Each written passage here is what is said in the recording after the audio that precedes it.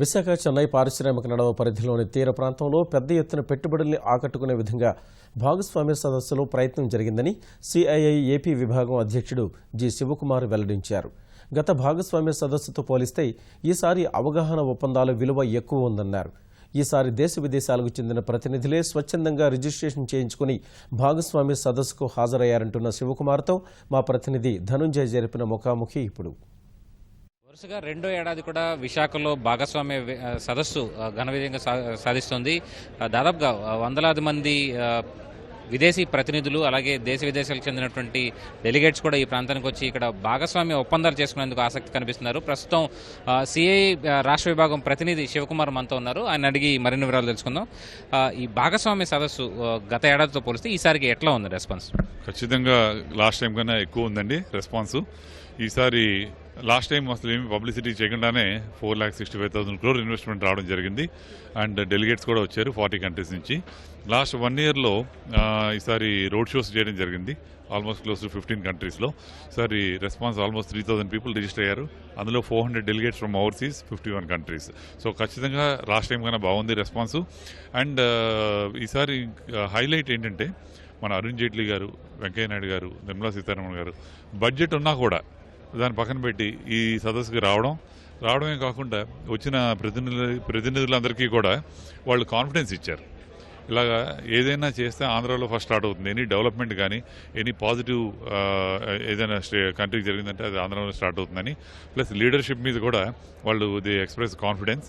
అది ఇక్కడ ఉన్న కొత్తగా వచ్చిన ప్రతినిధులు ఎవరైతే ఉన్నారో, లాస్ట్ టైం రాని వాళ్ళు ఎవరైతే ఉన్నారో చాలా మంది కొత్తగా వచ్చారు. ఈసారి they all felt very happy. నేను కూడా చాలామంది నా దగ్గరికి వచ్చి మాట్లాడడం జరిగింది. వాళ్ళు కూడా కాన్ఫిడెన్స్ ఎక్స్ప్రెస్ చేశారు.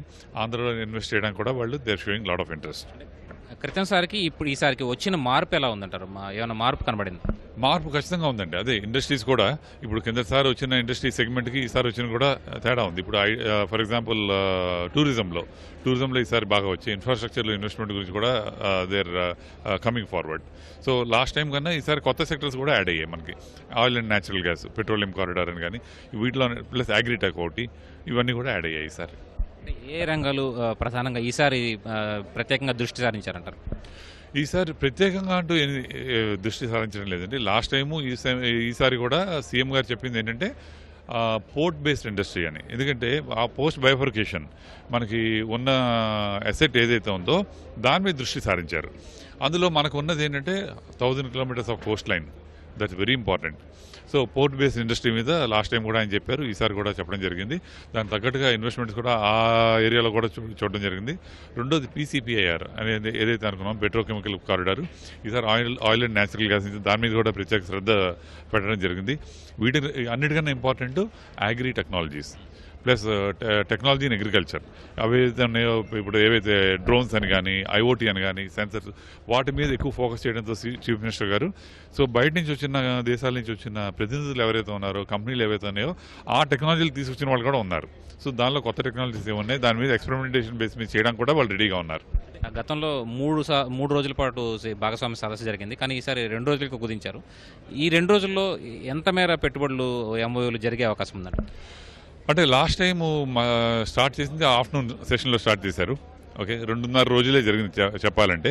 ఈసారి అది కుదించి 2 రోజులు చేశారు. దాని తగ్గట్టుగా అలాగని చెప్పి కాంప్రమైజ్ అయితే అవ్వలేదు ఎక్కడ. అన్ని సెషన్స్ యాక్చువల్గా అనుకున్నట్టే జరుగుతున్నాయి. లాస్ట్ టైం ఏం జరిగాయి దానికన్నా ఎక్కువ సెషన్సే జరుగుతున్నాయి ఈసారి. పారిశ్రామిక దిగ్గజాలు అంటే కుమారమంగళం, బిర్లా కూడా ప్రత్యేకించి అమరావతి మీద కొంచెం ఆసక్తి చూపించారు. దీన్ని మీరు ఎట్లా చూస్తారు? ఖచ్చితంగా అంటే ఎమర్జింగ్ సిటీ మనకు కావాల్సిన క్యాపిటల్. అది కాకుండా దాని మీద ఎక్కువ ఫోకస్ చీఫ్ మినిస్టర్ గారు కూడా ఇస్తున్నారు. And moreover they are planning smart city అంటే there so many things there coming to smart city. So ప్రపంచవ్యాప్తంగా అన్ని కంపెనీలకు కూడా స్మార్ట్ సిటీతో ఏదో ఒక రూపంలో వాళ్ళకి కనెక్టివిటీ ఉంటుంది.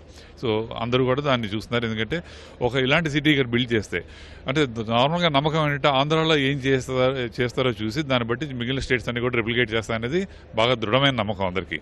ఖచ్చితంగా ఇది మనకే కాదు, ప్రపంచంలో అందరికీ తెలిసి ఈ విషయం. అందుకని ఏం చేసినా ఆంధ్రాలో చేస్తే ప్రపంచవ్యాప్తంగా దేశవ్యాప్తంగా మిగిలిన చోట్ల కూడా ఫాలో అవుతారనేది నమ్మకం అందరికీ ఉంది. అందుకని దీని మీద ఫోకస్ కూడా ఎక్కువ ఉంది. Thank you. మొత్తానికి ఈసారి అమరావతి కూడా ప్రధాన ఆకర్షణ కనిపిస్తుంది. పెట్టుబడుల ఆకర్షణకు మొత్తం రాష్ట్ర వ్యాప్తంగా ప్రత్యేకించి port based economy, port based పెట్టుబడులు ఆకర్షించాలన్నది ప్రధాన నిర్ణయంగా ఉంది. ఈ నేపథ్యంలోనే పెద్ద ఎత్తున పెట్టుబడులు సంబంధించినటువంటి అవగాహన ఒప్పందాలు కూడా కుదిరే అవకాశం ఉందని చెప్పి సిఐఐ చెప్తోంది. కెమెరా పర్సన్ నరేష్తో కలిసి ధనుంజయ్, ఈటీవీ న్యూస్, విశాఖపట్నం.